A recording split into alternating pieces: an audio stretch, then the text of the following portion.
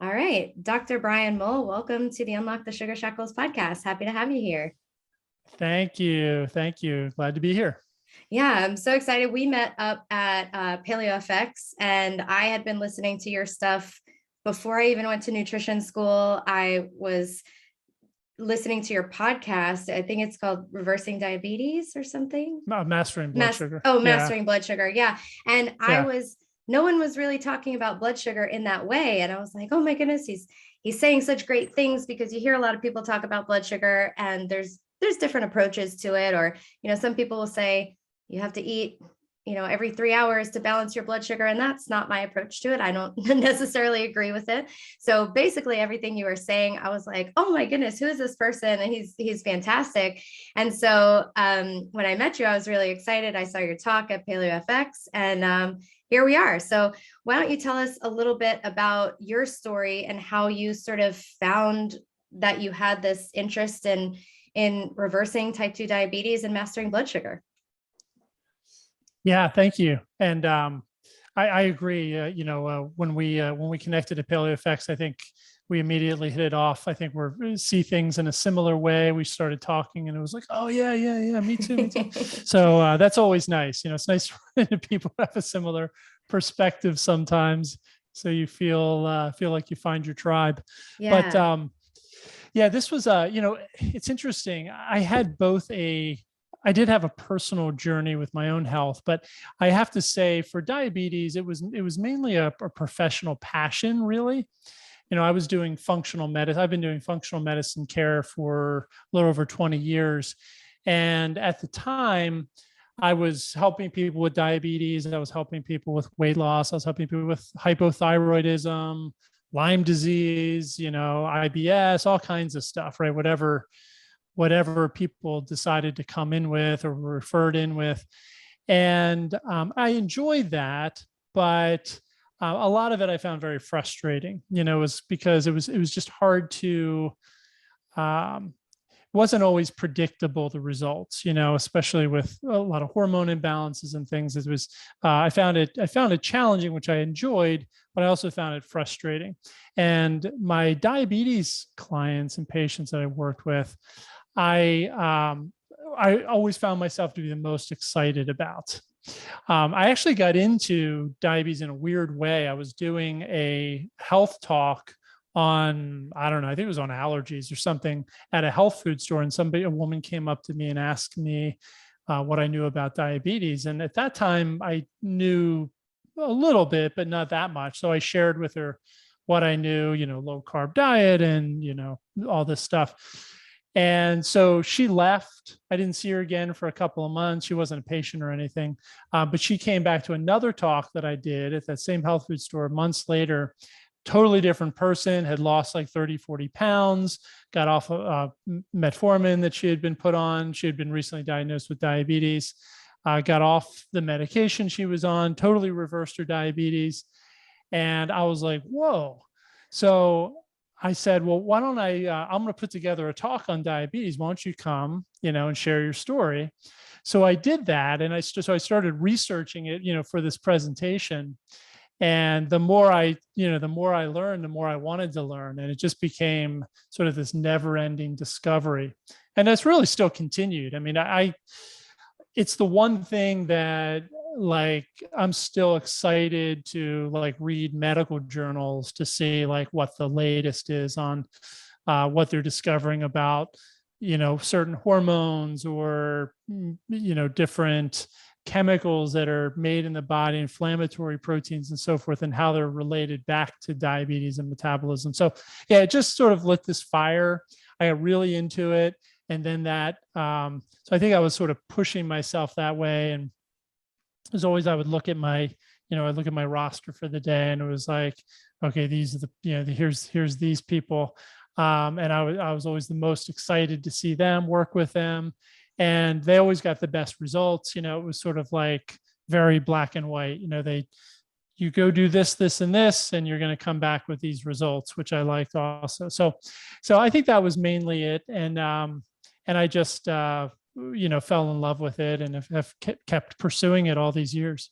Love that. Yeah, I'm super interested in blood sugar and everything to do with it, insulin, metabolism, diabetes as well. And it's crazy that I mean, I haven't been doing it nearly as long as you have, but it's good to know that you're still intrigued by it, because I feel like I will still be interested in this for many, many years. I'll tell you one other big piece is that it's very, very needed. Now, the good care for thyroid and IBS and Lyme and all that is also for sure, but you would think something like diabetes. I mean, there's whole professions designed to treat diabetes. I mean, endocrinologists do all kinds of things, but you've got endocrinologists who specialize in diabetes, and you would think with that much focus on one condition that they would sort of have it figured out. But I am shocked. I actually worked in an endocrinology office when I was going through my diabetes educator training, and I couldn't believe it. Like, I was shocked at what I saw. I mean, not only the staff, I mean, it was literally donuts delivered and bagels every morning to the office, parade of pharmaceutical reps in and out. The lead physician, the endocrinologist, he was getting somewhere between $500,000 and $1 million a year in speaking fees to speak at pharmaceutical conferences. And those drug reps always got their drugs pushed to the front of the line. It was like eye-opening, to say the least. And I don't think he had bad intentions, honestly. I really don't. Like, to him, that was just it was just doing business, and that's what they did. And for him, I mean, he believed in the medications. It's not like he was doing something unethical in his mind. But I mean, I had a talk with a friend of mine named James Maskell, who said, you see people all the time who get off of insulin, get off of medication, they change their diet, they change their lifestyle. They go into their doctor and their doctor says, what? And it's usually something like, well, I guess it's working. Keep doing whatever you're doing. He said, you would think they would say, oh my gosh, I want to know exactly what you're doing so I can share this with all my other diabetic patients who are struggling. Never once has a doctor said that to any of my patients who have been doing well. So, they put their head down and they do what they're trained to do. And they, work long hours. They go home to their family, go out on their boat on the weekend. They do their vacations and they live their life, and that's it, And so I can't say I blame them necessarily, but that's not how I wanted to practice. For me, it's like, no, I want to do something different. Like, I want to learn what's really, what I believe is really going to help people the most. Because you talk to clients and patients all the time. There's people listening to this podcast. I talk to people all the time. They want something different. Not all of them, and probably not even the majority of them, but there's a large percentage who want something different. They don't want to be on medications if they can help it. They want to fix it if they can possibly fix it. They're willing to put the work in.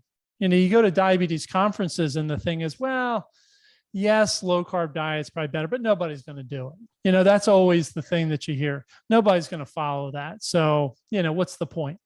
And it's like, no, just give people The a opportunity. chance. Yeah. Give people the opportunity, and a lot of times they will, and so you've seen that, I've seen that, and so once you start going down that path, it's amazing how much you learn. And so still to this day, the biggest surprise, like the thing that I wouldn't have guessed, is how mismanaged people are in the conventional medical system. And I mean, even from a conventional medical perspective. So you would think, somebody with 4 years of undergrad, another 4 or 5 years of medical school, and then residency, and then specialized training in endocrinology, and then all these years of experience, you would think at least they would know the proper way to prescribe, medications for the situation.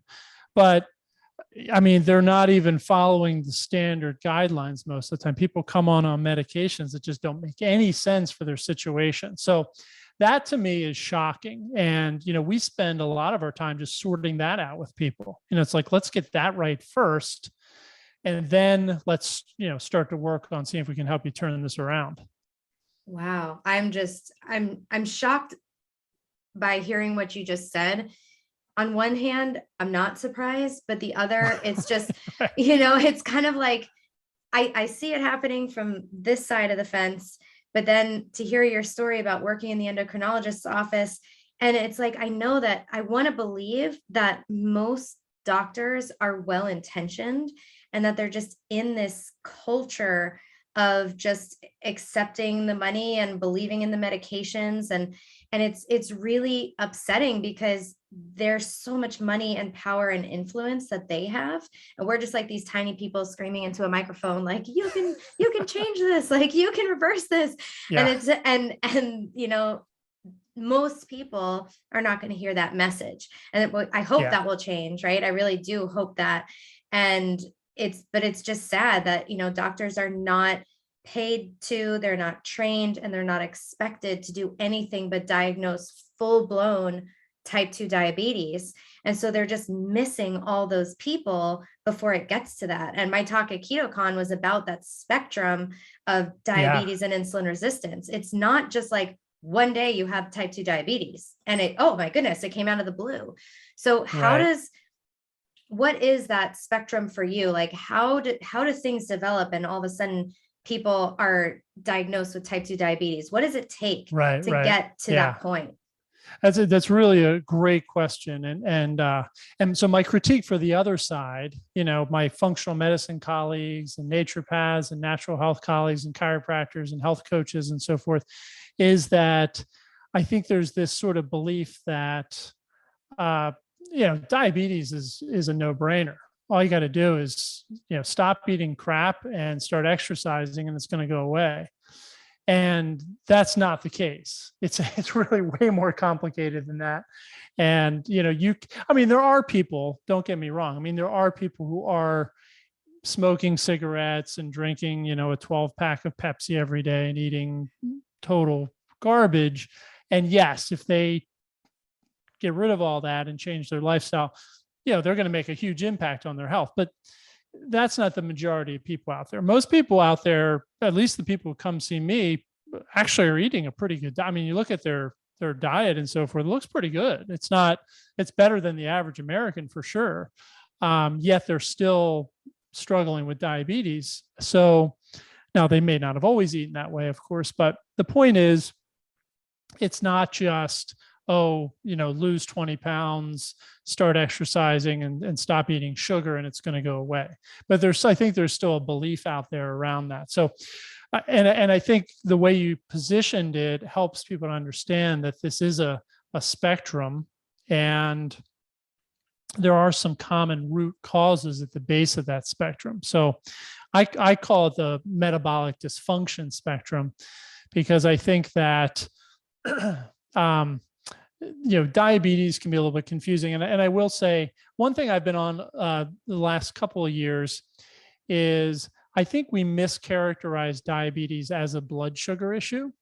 It is a blood sugar issue, but it's more than a blood sugar issue. It's a fuel metabolism issue.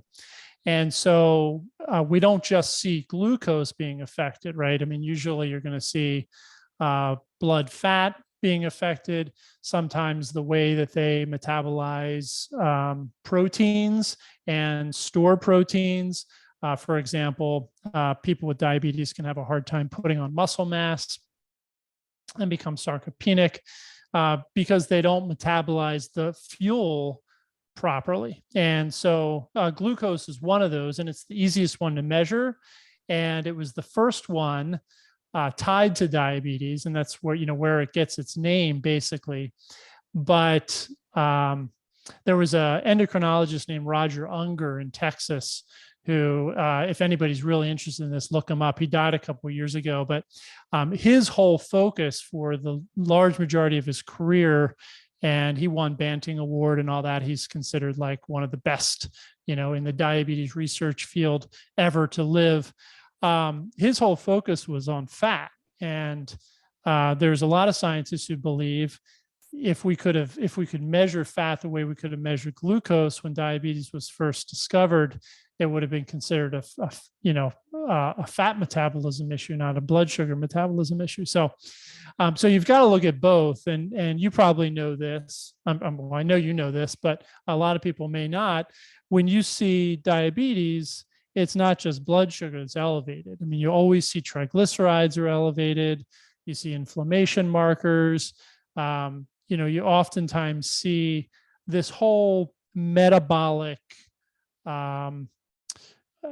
dysfunction pattern, right? And that's really what it's about. So to me, you look at this metabolic dysfunction spectrum, or you can say insulin resistance spectrum, or call it blood sugar dysregulation spectrum, whatever. But this whole spectrum of disorders, which includes things like type 2 diabetes at the end, prediabetes, insulin resistance, PCOS. I mean, you could even throw, honestly, hypothyroidism, some, not exactly, but it's related. Osteoporosis is considered largely a metabolic disorder. Certainly Alzheimer's and other forms of dementia you got to throw on that spectrum. So all of these things are related to some of the, really the same underlying root issues, which is, again, this fuel metabolism disorder. And so type 2 diabetes is just, to me, the end of that spectrum. It's sort of the pinnacle of poor metabolic health, if you will. And that ultimately comes from living, and this is what I talked about at PaleoFX a little bit, but living outside of, I believe, a natural, healthy, ancestral lifestyle. Poor sleep, too much stress, not enough or in the right types of fitness and exercise, eating a highly processed diet with the wrong foods, sometimes overeating, hormone imbalances, toxins, all that stuff accumulates, and you end up on this metabolic dysfunction spectrum, which can progress eventually to type 2 diabetes.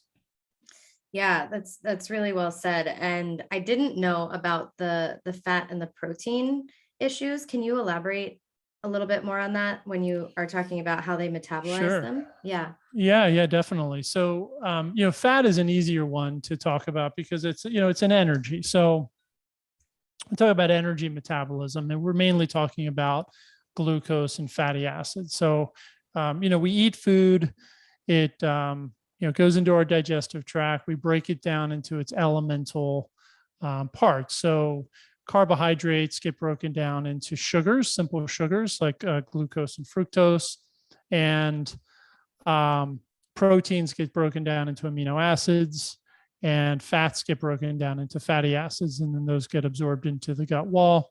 They go to the liver. The liver decides what to do with them. Sometimes it holds on to them. Sometimes it does something with them and spits them back out. Sometimes it sends them to the heart to then get pumped through the rest of the body. And so those elemental parts of our food basically either create tissue, like with amino acids from protein. We're using that for a number of things: muscle protein synthesis, detoxification pathways, enzymes, neurotransmitters. So those will get used for a variety of things. Fat mostly gets used for energy. We need a little bit, maybe like 2% for things like cell membranes and other tissue, but 98% of it's going to get used for energy. And then carbohydrate, glucose, fructose, will get used 100% basically for energy. So glucose or sugar and fat, let's just put it that way, are energy substrates, right? And so those get either used or stored. And when they get used in the mitochondria, which are the little energy factories in our cells. And we'll use both fatty acids and glucose, not at the same time, but we'll use them both. So diabetes essentially is an impaired ability to use and or store those nutrients. So essentially it creates a backlog of these energy substrates. So Ted Naiman describes type 2 diabetes as energy toxicity, which basically means that we've got too much energy on our body or in our body.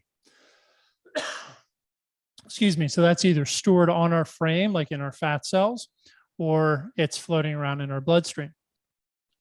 And we should have good energy flux, which is the energy flowing into and out of storage.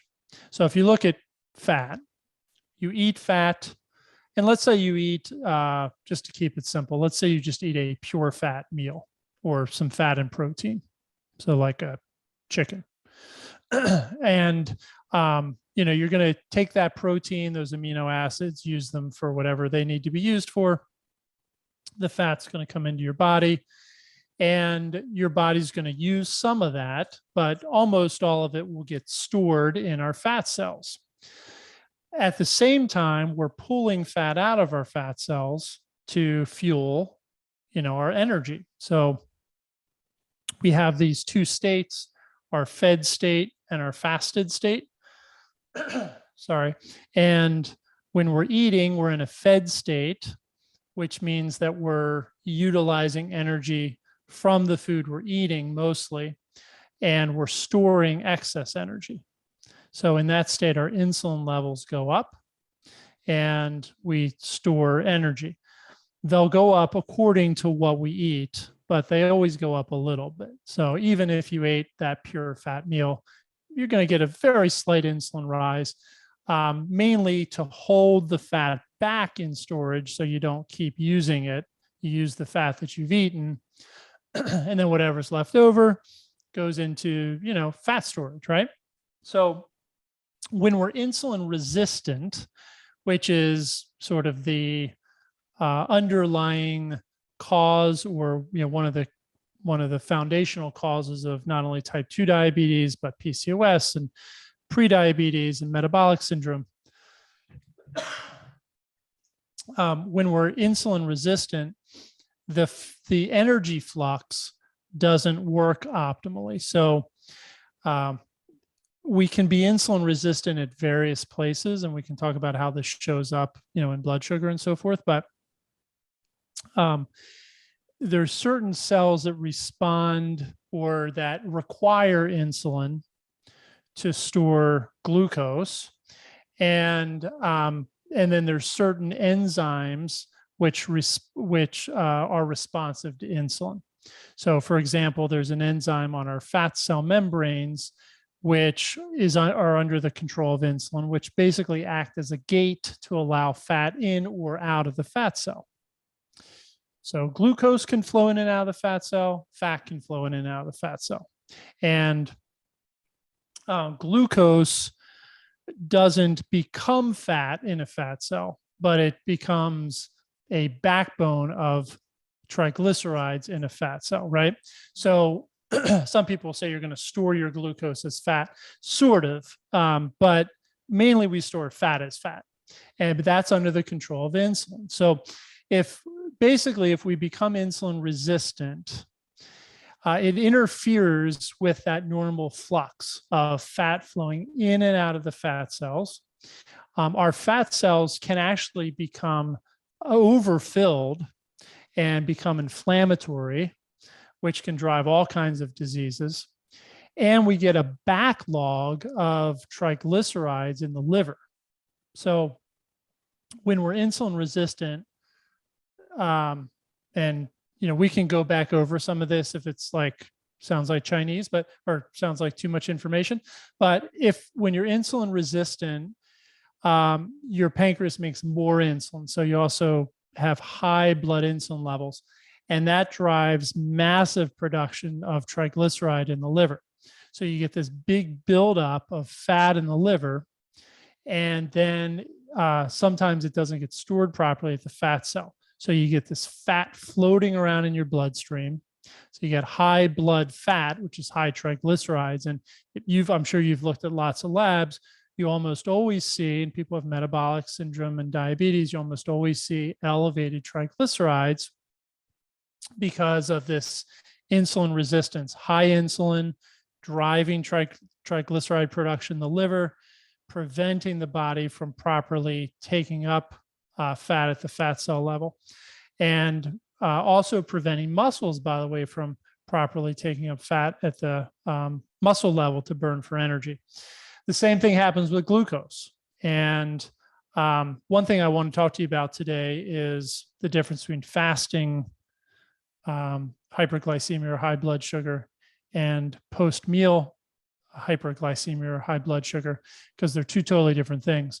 But you'll see the same thing with blood sugar metabolism. So it's basically that. Now, just real quickly on the protein front, we also need insulin to drive amino acids into muscle cells to build muscle for muscle protein synthesis. So bodybuilders for years have been injecting insulin as a way of increasing muscle building, post-workout, because they know they get their insulin levels up a little bit higher, then they will build more muscle. Now, they're in a much different metabolic state than somebody with diabetes. So they're actually insulin sensitive when they're doing that. So they're responding to that a little bit of extra insulin that they're putting in, and they're not eating a ton of junk food. So it's taking all those amino acids and driving into the muscles, as well as the whatever glucose they're eating. So it fills up their muscle glycogen. Their muscles get big and full and puffy, and they look bigger, which is what the intention is, right? But the point is that we need insulin to drive those amino acids into muscles as well. So yeah, that's basically insulin it causes our body to use and store fuel, and we need it for that. And if we're insulin resistant, that just doesn't happen very well. Yeah, that was a great explanation. And so what I'm hearing and what my understanding is that when insulin levels are high in the blood, it interferes with this flux of fat in and out of the fat cell. And that also means that the body has difficulty burning fat for energy. Is that accurate? Yes, and there could be other factors related to that also. So you've got to be able to get fat into the cells to burn for energy. So if you're insulin resistant, oftentimes it prevents the cells from taking up those. There's also other there's other vitamins and nutrients that are important for carrying like fat into mitochondria, for example, like carnitine, that can sometimes we'll see deficiencies in those, which can affect fat burning. But mainly it's at that point, it becomes a mitochondrial dysfunction. And so we'll see commonly with people with diabetes that there's a mitochondrial dysfunction because there's been some like mitochondrial poisoning over time with oxidative stress and damage from all the glucose all the burning? things that kind of led to diabetes. Yeah, exactly. Yeah. The inflammatory cytokines have all led to basically unhealthy mitochondria, which aren't as effective at burning those fuels either. Gotcha. So you were talking a little bit about the liver and the fat getting deposited in the liver, the increase in triglycerides. What would you say? Can you tell us a little bit more about fatty liver, which often accompanies type 2 diabetes? From my knowledge, it's sort of driven by this insulin resistance, or the liver can become insulin resistant. Can you talk a little bit more about that? Yeah, definitely. I think it's one of those vicious cycles. So fatty liver can definitely lead to insulin resistance, and it's really the hyperinsulinemia, the high insulin, that is secondary to insulin resistance, that can also drive fatty liver disease. So Insulin, insulin does a couple of things at the liver. Number one, it's not required to uptake glucose. So, some people think, well, if your liver's insulin resistant, you're not going to take up the glucose to burn it. Glucose goes through passive transport in the liver cells. So you'll actually absorb glucose into the liver without needing insulin. Where the insulin is really important for blood sugar in the liver is it's what's called anti-catabolic effect. It's suppressive effect. So the liver, when you're not eating, we talked a few minutes ago about this fed state versus fasted state. So if you're in this fasted state, meaning you're not eating, you haven't eaten for 4 or 5 hours, and your body is depending on sort of the fuel that's already stored, your liver starts releasing glucose. It'll break down glycogen first. That's where most of that glucose comes from when you're not eating. So you've got about 100 grams of glycogen, glucose stored as glycogen in your liver, and your liver just starts breaking it down. Glycogenolysis starts breaking it down, releasing it into the bloodstream. Insulin suppresses that. So when you eat, this is what's supposed to happen, right? When you eat, insulin levels rise. That stops your liver from from breaking down the stored energy. And then the glucose passively diffuses right back into the liver, fill up those glycogen stores. So that's what's supposed to happen.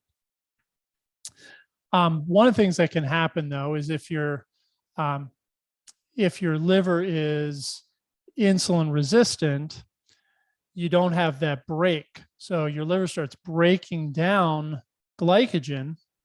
And one thing we know from type 1 diabetes is there's not much of a break on that. There is a little bit of a negative feedback loop. So like as blood sugar builds up, it will slow, but essentially it'll keep breaking down that glycogen until it's all gone, faster and faster and faster if there's no insulin. So someone who doesn't make insulin, like a type 1 diabetic, they'll break down that muscle glycogen in a matter of a couple of hours. Is that why they need to take that basal insulin throughout the day? Right, exactly. So if they didn't take that basal insulin, their liver would just dump all that glucose right in the bloodstream. And then it starts what's called gluconeogenesis, which is it starts actually making sugar, which is also governed by insulin. That's also suppressed by insulin. So without the effect of insulin, not only does your liver dump all its glycogen, but it starts making more sugar. And the number one substrate for that is amino acids. So it starts melting your muscles, basically. So, a type 1 diabetic who isn't diagnosed, they don't know what they have, they just don't feel good, they start withering away in a matter of a week to, skin and bones, because they break down all their fat, all their glycogen's gone, and they start melting away their muscles, turning it all into sugar and then peeing it all out. Yeah. So that's what zero insulin does to the body. So we need insulin, right? But if you have too much insulin, that will stimulate the production of fat in the liver. It's called de novo lipogenesis, the production of new triglycerides. So if you have too much insulin, which is oftentimes the body's response to insulin resistance, then you start building fat in the liver. And if you've already got enough fat in your blood, and especially if your fat cells are full, like you're already overweight, then that fat has nowhere to go. So it just builds up in the liver, and the liver actually starts, becoming riddled with fat. That's basically fatty liver. So the cause of a fatty liver, you would say, is insulin resistance? Or toxins. There are certain toxins that can interfere with enzymes that help to break down triglycerides. So that's what alcohol basically does. So you can have alcoholic fatty liver, where you get a buildup of fat or triglycerides in the liver because you're not breaking them down, because you're basically depleting the enzymes that do that. But But yeah, non-alcoholic fatty liver, the main thing is that production of triglycerides is being driven, and then the export of triglycerides isn't happening ideally. So, if somebody's thin and lean and they eat a bunch of fructose, which also drives the production of triglycerides in the liver, like let's say a 20-year-old football player or a 20-year-old volleyball player who's lean and fit and muscular, decides to sit down and eat 10 apples. They're gonna have a massive fructose load on their liver, and they might upregulate this production of triglycerides. But those triglycerides are just going to get exported into the body. They'll get taken right up into the fat cells, and they might gain 2 pounds that day of fat. But the next day, you're going to have that negative flux where that fat's going to flow right back out of the fat cells into the bloodstream, and they're going to use it for energy, right? They're not going to gain 2 pounds from eating 10 apples, but you know what I'm saying? So the idea is that somebody who's metabolically healthy has the term we use is metabolic flexibility to be able to deal with that fructose load, or maybe it's a fat load. Maybe they decide to have, a 20-ounce porterhouse steak or something, with 150 grams of fat in it or something, and they have this massive load of fat coming into their body. They can deal with that, so their body handles it. Someone who doesn't have that type of metabolic flexibility, that's where the problems happen. The fat starts building up in the liver. It can't get out. It gets trapped. And then that's what leads to fatty liver. Interesting. And so are there any symptoms of fatty liver specifically by themselves? Not really fatty liver. I mean, you'll sometimes you get like, it's the same things that you would see with insulin resistance.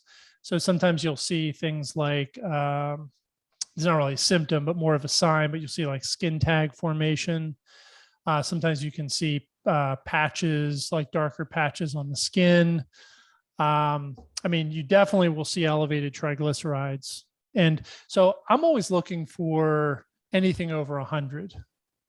Ideally, triglycerides are even under 70.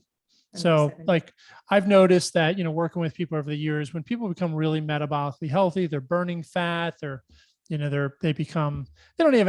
have to be like thin, but they become more metabolically healthy. Their triglycerides will go way down, like 40, 50, somewhere like that. So, if they're over 100, not that by itself, but you look at that and some other things and you think, maybe they're starting to build some fat up in their liver here. What else? Let's see. It's the sugar cravings, hungry an hour after they eat, which could also just be blood sugar dysregulation, but oftentimes you start to think about insulin resistance with that. That's probably good. It. You don't see like the liver symptoms, jaundice and bilirubin and all that. You don't see that stuff show up until you're moving well past fatty liver. And even liver enzymes, which was is the classic way of diagnosing fatty liver, they don't show up until late, because liver enzymes, basically they're just enzymes, and they're not isolated to the liver. These same enzymes are active in muscle tissue and heart tissue and other places, but they are very active in the liver. And what's happening there is those liver cells are exploding. And when those liver cells explode or become damaged or ripped apart, those enzymes spill out into the bloodstream. So when you see somebody with like an ALT of 50 or 60 or 80 or something like that, that means that they've got, they've got liver damage happening on a regular basis. Wow. Yeah. So you don't want to wait till you see those liver enzymes. That's look really for point. some of these more subtle markers for sure. Yeah, that's great information. What about, I see a common issue with a lot of people I work with, a lot of people who follow me, and they talk about their fasting blood glucose or blood sugar number. And they say that their blood sugar is great almost all the time, except for in the morning. They have this dawn phenomenon.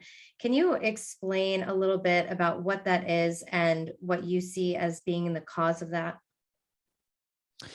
Yeah, for sure. So there's actually two things there. One is I think we need to separate fasting glycemia or blood sugar from post meal or Postprandial. postprandial glycemia. A lot of people, have never thought this through, and I even find people in the natural health community maybe just haven't thought this through very well. But so they're really controlled by two totally different mechanisms, right? So the fasting blood sugar is largely controlled by the liver, and there's some counter-regulatory processes also, which we'll talk about, but it's mainly controlled by the liver. So your fasting blood sugar, your blood sugar when you're not eating, and fat, by the way, your triglyceride levels, is largely controlled by your liver. Your postprandial blood sugar, your blood sugar within, say, 4 hours after you eat, is largely related to your muscles and your fat cells. So you can become insulin resistant in the liver, you can become insulin resistant in the muscles, insulin resistant in the fat cells. Hmm. And if you've got high fasting blood sugar, like if that's the main problem, if you say, okay, I check my blood sugar before and after I eat, it goes up a little bit, but not much. It goes up by like, say, 20 points, maybe something like that, 30 points.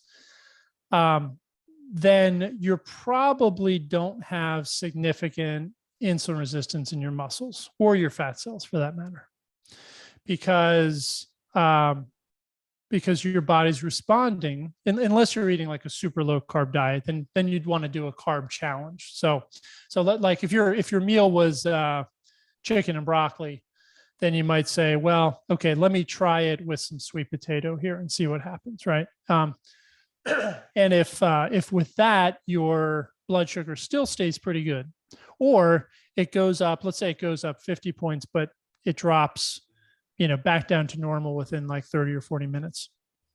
That to me is normal insulin response. So I would say that, there isn't any major insulin resistance there in the muscles. So your muscles actually consume about 80% of the glucose from your meals. They take second pass. So your liver takes first pass. Your muscles basically take second pass, second scoop out of the glucose that you eat. So remember we talked about that passive diffusion into the liver. So let's say you eat a meal with, 50 grams of carbohydrate, which is high, obviously, but let's say you did that.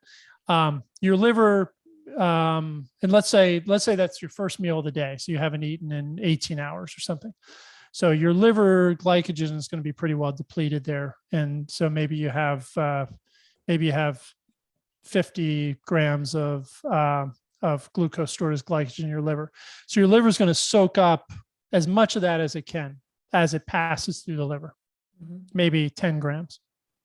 And then the rest is going to go get pumped throughout your body, and your muscles, which you've got tons of those, are going to take up the rest of that, but only under the control of insulin. So before your muscles take it up, your pancreas has already noticed you've eaten glucose and it's spit out some insulin, which then acts on the muscle cells. Your muscles take up that glucose.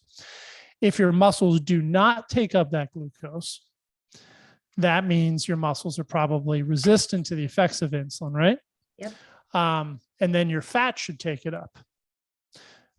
If your fat doesn't take it up, then your fat cells are probably, because fat cells also need insulin, fat cells are also resistant to the effects of insulin. So if you're somebody who eats a high carbohydrate meal and you've got high blood sugar for like 4 or 5 hours later, you have insulin resistance in your muscles and in your fat cells. Does that make sense? Yep. Makes Yeah. total sense. Yeah. Now, if your post-meal blood sugar is fine, but your fasting blood sugar is really high, then you know it's a liver issue. So, so the problem is that the liver is not properly responding to those anti-catabolic or those suppressive effects of insulin. So your liver is just releasing too much glucose all the time. Remember, we said if there was no insulin, it would just dump all its glucose within a couple hours and your blood sugar would shoot up to like 500-600. So, or higher even. So, you know, you're making insulin and your liver's responding to insulin, but maybe not as well as it should. So you've got a little bit of insulin resistance there. So your blood sugar is running a little bit higher, right? So a blood sugar of 100 means you've got about, you know, the average size person, 70 kilograms, has about a teaspoon of sugar in their blood.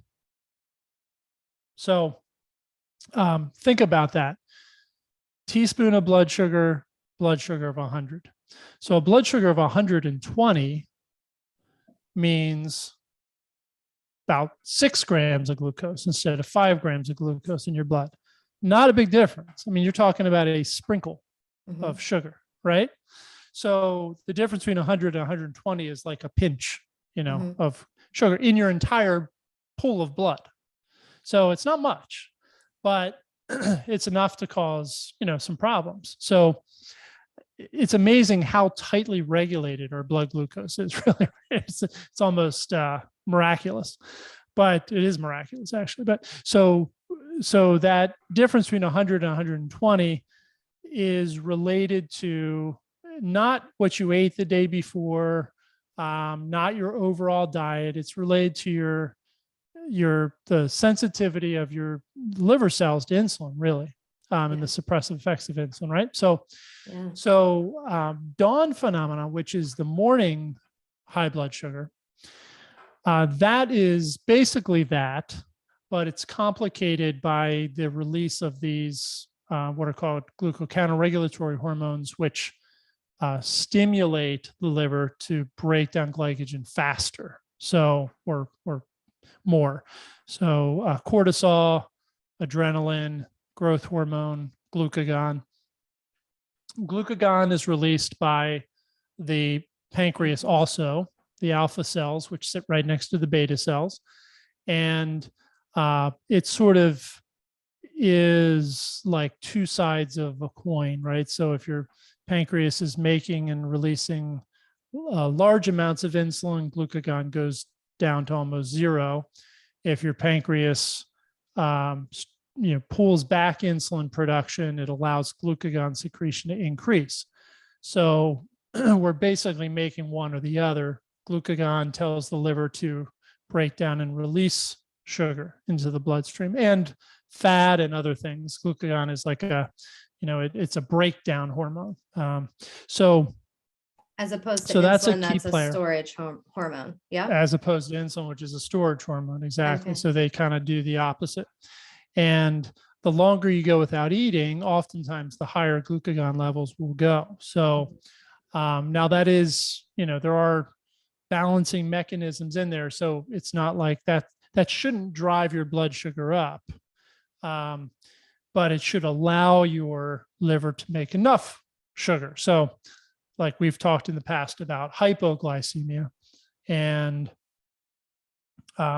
it's not usually due to glucagon, but that, is a potential reason why I guess you could have low blood sugar if you weren't making glucagon. But so glucagon, and then there's growth hormone, which you really don't have a lot of control over. It sort of has its own circadian rhythm. You can stimulate with exercise and things like that, sleep, fasting. But fasting. But the big ones are cortisol and adrenaline. So cortisol and adrenaline are going to have the most profound impact on the breakdown of stored glucose in the liver. And so they're going to tell your liver to break down that glucose. And they also then increase insulin resistance. They make our liver cells more insulin resistant because they want your liver to raise your blood sugar, because in times of stress, you need that sugar available. So those are usually big players that I see in the morning. Yeah. Is that right? Is that you get this elevated cortisol, and sorry about that, That's and okay. you don't have the insulin sensitivity to suppress the release of glucose from the liver. So it's a balance, right? You got the Yeah. cortisol pushing it, but you don't have the insulin suppressing it. So blood sugar goes high. And I will say it's normal to have some elevation of glucose in the morning, but most people with like normal glycemia, normal blood sugar, will see just a very slight increase, like maybe 5 Mhm. milligrams per deciliter, something like that. Very little blip. Yeah. On my CGMs, I have a very tiny blip. I mean, sometimes I don't see it. Sometimes I'll see, 3 or 5 or 7, something like that. But it's pretty small. Yeah, that's really good information. And I didn't know that about the muscle and fat cells being related to the postprandial. I mean, yeah, it makes sense. And I think on some level I know it, but I like the way you sort of packaged it. And then the liver Right. having to do with that morning fasting insulin. So if you have just the morning high, like you said, we're looking at a liver issue. So what are some things people can do to help start improving the insulin sensitivity of the liver? What have you seen has been effective? Yeah, good question. And just one more thing on that too Oh, is sure. is it there's a little bit of disagreement on how it progresses. I don't think it progresses the same in everybody. So, like the conventional way of thinking is that we become insulin resistant in the muscles first. Some people say in the fat cells first, and then the liver is sort of like the last shoe to drop, and that's what actually drives us into type 2 diabetes. Mm, But but I've seen plenty of people who seem to have totally normal post meal blood sugar, you know, fluctuations, but just have that elevated fasting blood sugar. yeah, I've So seen this too. yeah, I've seen those people, and as soon as you told me that the Dawn phenomenon is related to insulin resistance of the liver, my thought was, oh, I guess the fat cells aren't the first ones to become insulin resistant in maybe in all people. So yeah, I tend to agree with what you're saying. yeah. I mean, there's another theory that so fat cells become insulin resistant, which drives up fasting insulin. Mhm.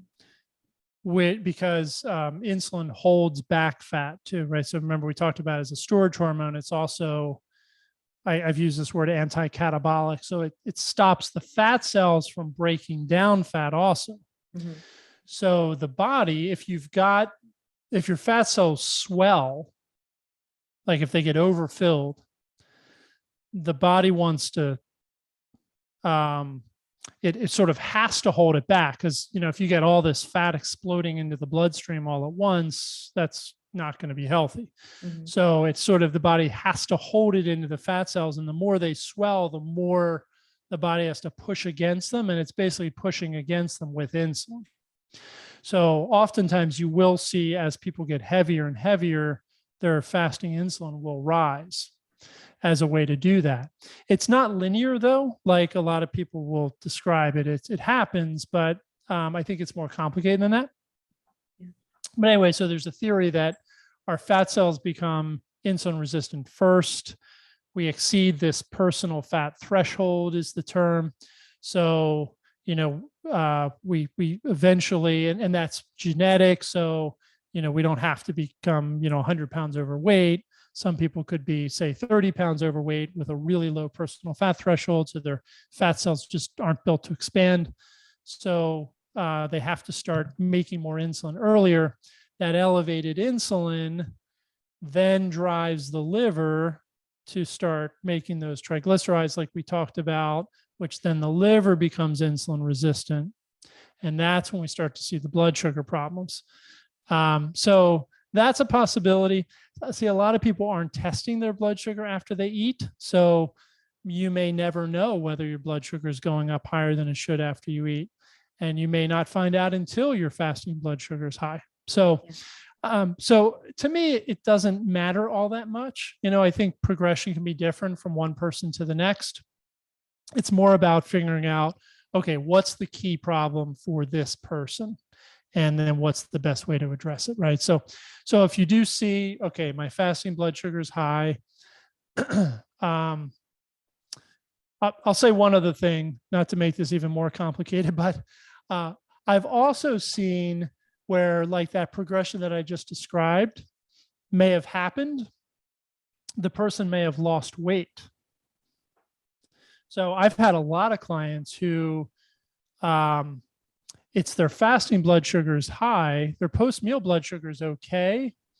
And when we start talking about their history, I find out, oh yeah, 10 years ago, I was 50 pounds heavier or 70 pounds heavier. Then I went on keto and lost a bunch of weight. But now my fasting blood sugar is still high. I can't figure out what it is. Mm-hmm. Or, I did this diet or that diet or mm-hmm. start exercising, whatever. But they've got this history, or I had gestational diabetes and it was really bad for a couple of years, or, during my pregnancy. And then I fixed it afterwards.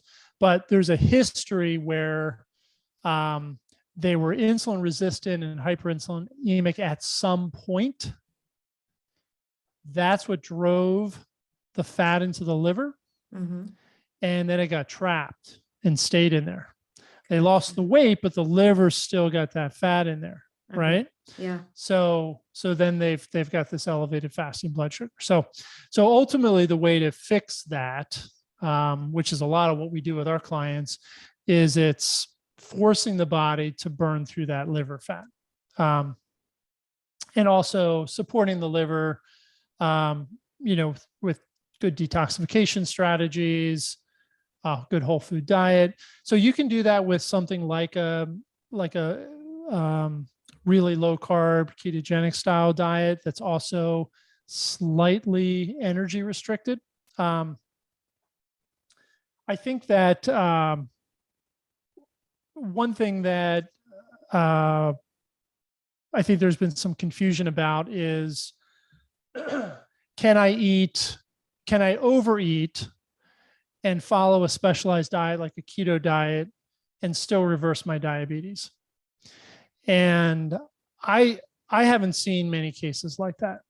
I think that you can not pay attention to how much you eat and do it. But what's happening there probably is you're undereating energy and you just don't realize it. I'm certainly not a calorie hound. I'm not a big believer in calories in, calories out. I think the whole calorie idea is a flawed idea. I mean, it is based on sound science, but it's just deviated so much that I don't think we have accurate I don't think, like, if you look at a package or even look up a food online, are you counting exactly what you're eating? Are you measuring it specifically? Are those counts exactly accurate? And then you multiply that by all the food you ate in that day and then all the food you ate in that week. I mean, there's just too much room for error. Not only that, on the other side of the calorie equation, are you accounting for every ounce of energy expenditure throughout the day? Are you, is like your even like tapping your finger, like we downregulate. If we don't have enough calories, our body will stop moving those little fidgets even. So there's no way to calculate that. Yeah, the body regulates its own energy expenditure. So I don't think we can count calories and say, okay, I'm supposed to be at 3,000, so I'm going to eat 2,500 a day and I'm going to lose all this weight. That just doesn't work. But I do think, that said, that energy balance is still a valid scientific fact. So we've got to take that into consideration. But there's many different ways of getting at an energy deficit, including just manipulating your macros so you're not as hungry. And I think that's one of the things like a ketogenic diet or even a low carb diet can do for people. So anyway, the point of all that is that's basically how we have to get rid of the fat stored in the liver. Now, what I've found, and this is a little controversial, but what I found works the best for getting rid of stored liver fat is rapid fat loss. So losing a lot of fat quickly, because it seems to me like if you, and this is just based on working with a lot of people, but if you lose the weight very slowly, the body tends to take it mostly from subcutaneous storage, which makes sense because that's where it's supposed to take it from. So that's where the body thinks it's stored, and that's where it's sort of all the mechanisms for tapping into that fat come from.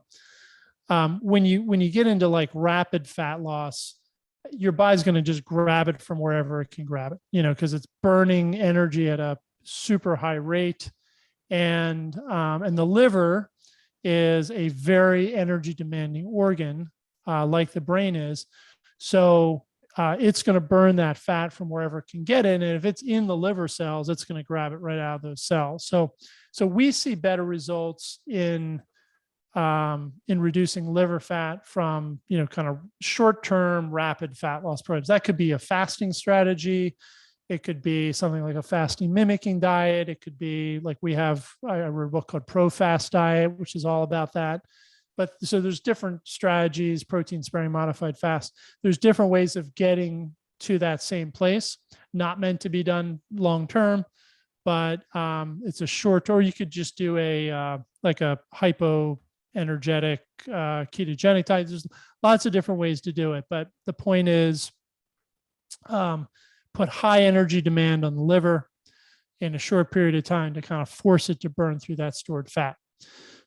Also, we want to reduce inflammation, because inflammatory cytokines will block insulin signaling in liver cells.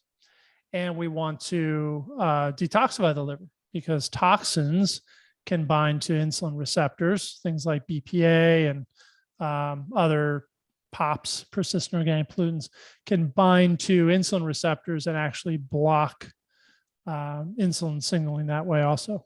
Wow, that's really interesting. And then upregulate mitochondria is the kind of last thing. So get those mitochondria working through, formation of new mitochondria, or just, help to protect the mitochondria you have. Awesome. So much good information. I feel like we could be talking for hours. I did want to ask you, maybe, do you have time for one more question? Sure. Yeah. Okay. So you mentioned the protein sparing modified fasting.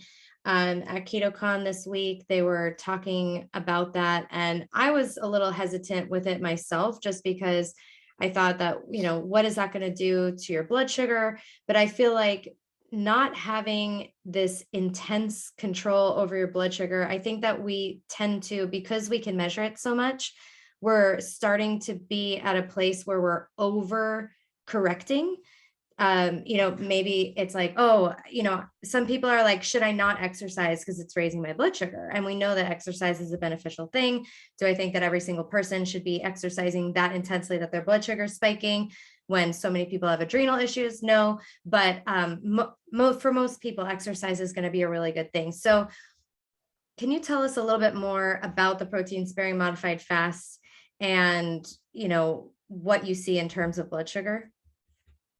Yeah. And also just quickly want to address what you just said, like with exercise and also certain foods and blood sugar spikes. But we definitely don't want to spike blood sugar. Not a good idea to spike blood sugar, but it also depends on how quickly you recover. So if you, if you can eat, let's say you want to eat some chia seed pudding with blueberries or something, and let's say that raises your blood sugar by 60 points. You'd say, well, that seems a little high, but then let's say that comes back down to baseline in an hour, and it doesn't go too low. You don't get hangry. You're not having these hypoglycemic symptoms. You're not going hypoglycemic. Then to me, I'm fine with that. 60, whatever, you recovered quickly. Okay. Would 30 be better? Maybe, but maybe not. I mean, it's really, so that's something we call area under the curve, AUC, is that, so if you draw a curve, like if you draw a line, your blood sugar from baseline, your blood sugar goes up, it comes back down to baseline. What is that space? How big is that space under that curve? If it's a pretty small space, even if it was a spike, then that's less dangerous than somebody who goes up even say to 40 points higher, but stays there all day, right? Or stays there for 6 hours. So you've kind of look at that. And exercise oftentimes will give you a spike, but it will give you a very small area under the curve because you recover very quickly. So, we see people all the time, they'll do like a high intensity interval type training and their blood sugar go up by 50 or 60 points, but in 20 minutes, it's right back down to baseline. So to me, I don't worry about that. I also wouldn't get too obsessed about fasting blood sugar. So if your fasting blood sugar is say like 105 or 98 or something like that, that's largely a reflection of your current metabolic health, state. So while it's not ideal, ideal blood sugar would probably be a little lower in the 80s or low 90s. It's probably not related to what you're eating on a day-to-day basis. So you think more about how can I shift my body composition over time, right? So how can I build more muscle, maybe lose some fat to become more metabolically flexible? And that'll usually bring your fasting blood sugar down over time. So I wouldn't get into like micromanagement of fasting blood sugar if it's in the low hundreds. I mean, don't get me wrong. We do want to watch our diet. And, if there are foods that are spiking your blood sugar, causing problems, then we want to pay attention to that, of course. But, there's different food combinations, which can help, mitigate blood sugar spikes and all that. And I believe all that's important. But as you said, sometimes we can become obsessive about it. It's like, oh, why won't my blood sugar, why is it 101? I eat so well. And it's possible that maybe you're 26% body fat, or, you're a little bit under muscled. Maybe, your fitness isn't perfect, so maybe there is some room for improvement there, and you can gradually change your body composition. What you're ultimately doing is making your body more metabolically flexible. So you have higher fat flux, right? Higher capacity for energy flux, not just fat, but glucose also in and out of storage. And then your fasting blood sugar will come down because you become more insulin sensitive. So that's that. But as far as protein sparing modified fast, I basically wrote a book on that. And it's like my version of a protein sparing modified fast called the ProFAST Diet. And I like protein sparing modified fast, but I like it with real food, and I like it for specific situations. I would not do it if you have reactive hypoglycemia. I wouldn't do it if you're underweight. I wouldn't do it if you have a history of eating disorders. I wouldn't do it, certainly if you're pregnant. Kids should not do it. You don't do it if you're, have late stage cancer and you're cachexic, and all that, if you're having a hard time keeping on weight. But if you have struggled with fat loss in the past, you feel like you have a lot of, you hit this like plateau where it's like, I just can't seem to break through this point. You want to change your body composition. Your fasting blood sugar is just stuck up a little too high, and you want to help make your liver more insulin sensitive, like we said. Or you want to try to, maybe all of that, and you have diabetes, or type 2 diabetes or pre-diabetes, and you want to try to reverse that. I do think the protein sparing modified fast or ProFAST diet has a place there for some people. It's an aggressive plan. It's not easy. It's very restrictive, but it works. I mean, literally works every time. I don't think I've had a client who it hasn't worked for. So it's one of those things that will work if you do it. There's a couple different ways we teach it. One is 6 to 8 week period. So essentially what it is lean protein and vegetables, essentially. You're eating somewhere in the neighborhood of 500 to 800 calories a day, typically. There is room for that to increase depending on how fast you want to lose fat. You eat optimal protein, so you're not lowering the protein you're eating. So you basically take, whatever your optimal protein is for you right now, and you keep eating that same amount of protein. The only thing you're bringing down is your carbs and your fat, right? Not to zero, but you bring them down pretty low. You could bring carbs down to almost zero. Fat, we kind of don't want to see go below like 20 to 30 grams a day. So that would be highly, highly aggressive. Most people don't do it that aggressively, but there's a range there. So I look at, we usually kind of lock in carbs somewhere between, say, like 20 and 50 grams a day. We lock in their protein based on their protein requirements. We use 1.5 grams per kilo of optimal body weight or ideal body weight. So figure out what your ideal body weight is, turn it into kilograms, multiply it by 1.5, and that's your protein. Generally, it ends up being around like 80 to 120 grams of protein for most people per day. And then fat becomes the dial. So how quickly do I want to lose fat? And how much do I want to push this? Am I willing to go through a few days of discomfort on my way to feeling pretty good? Then you can, dial that way back and go down to like, 30, 40 grams of carbs, especially if you have a lot of fat to lose. The leaner you get, the less you want to do something like this. So the research is very clear on this. They've done countless studies using protein-sparing modified fast. And basically what they found is if you've got ample fat to lose, you're not going to lose lean body mass.